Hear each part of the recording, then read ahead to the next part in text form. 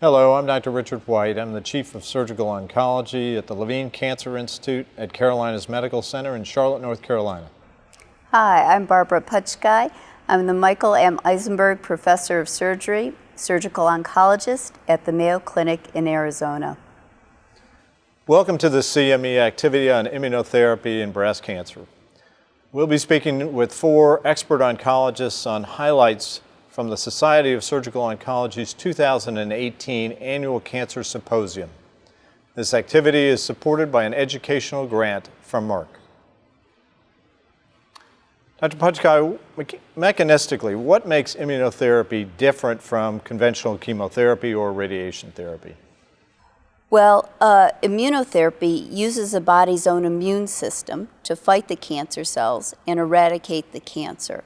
This could be looked at in a number of ways, and there's a number of immunotherapies out there that are currently in use. We can look at vaccine therapies, we can look at adoptive T-cell therapies, we can look at checkpoint inhibitors. All of these show some promising treatment strategies for patients with breast cancer. There have been a number of major breakthroughs using immunotherapy in other malignancies. What do you think about it in breast cancer going forward?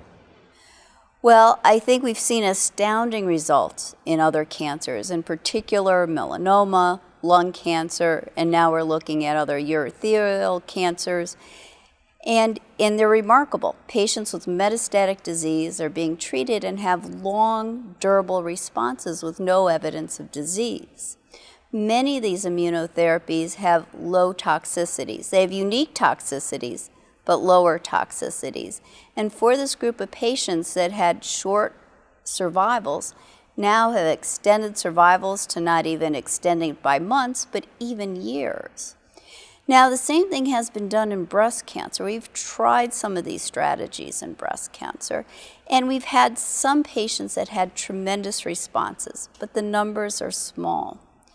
And I think going forward, we're going to have to look at how to use these strategies we used in the other cancers, in breast cancers, in a better way. So we have to look at how we could use these therapies in combination with either standard therapy, chemotherapy, radiation therapy, potentially vaccine therapy, checkpoint inhibitors in combination. The other thing we don't even understand is how to sequence these. Is it better to give our chemotherapy up front, followed by immunotherapy later, give these in combination at the same time? So I think there's much research to be done. Currently, there are several trials ongoing, and there's over 2,000 immunotherapy treatments that are out there. Some in the preclinical stage, still at the bench, still trying to figure out what are they going to be effective, and another about half of those are actually in some form of clinical development. Very few of these have been approved for standard treatment at this time, but I think there's a big enthusiasm currently among the medical community, both surgeons and medical oncologists, to push these forward. So how is immunotherapy beginning to affect the treatment of breast cancer today? Well, right now we have many clinical trials in process. We know in stage 4 breast cancer, we have seen responses using checkpoint inhibitors in triple-negative breast cancers. And this has shown some exciting response. Those patients who do respond, though there's not many, have very long-term durable responses, which is remarkable for patients who have triple-negative breast cancer when their usual lifespan in metastatic disease is about 1 year. How is some of these new treatments affecting the evolution of where we are today in therapy and where we might be going in the future? Well, I think we're just in the beginning of the whole process. Immunotherapy really has just come onto its own since 2010. And I think what we really need to do is figure out how to use these most effectively in patients with breast cancer. And I think single agent therapy is probably not the answer.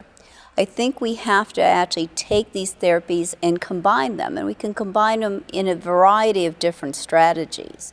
That's where these clinical trials are going to be so important. Can we combine them with chemotherapy? Can we combine them with radiotherapy? Can we combine them with other checkpoints, 2 checkpoints together? or two immunotherapy types together. Immunotherapy, checkpoint inhibitors with vaccines, and other targeted therapies. I think this is really where the future of breast cancer will be. So as these trials unroll, what should we be looking for over the next couple of years? I think there's going to be many, many trials coming out. Hopefully most of these will be positive. Some will not work out, as you know.